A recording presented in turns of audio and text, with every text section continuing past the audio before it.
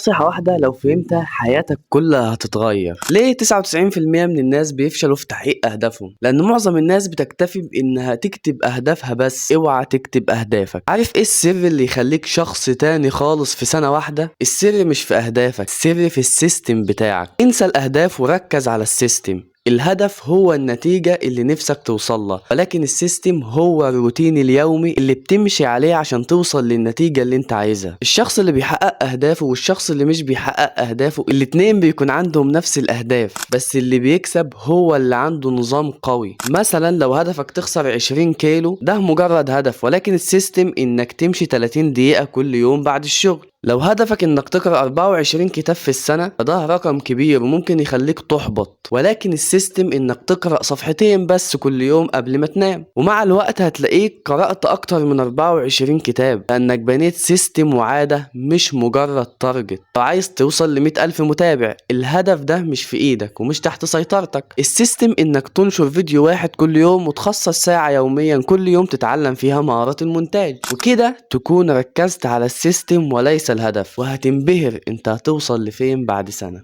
لأن الإنسان هو نتيجة عاداته اليومية. بس كده، سلام.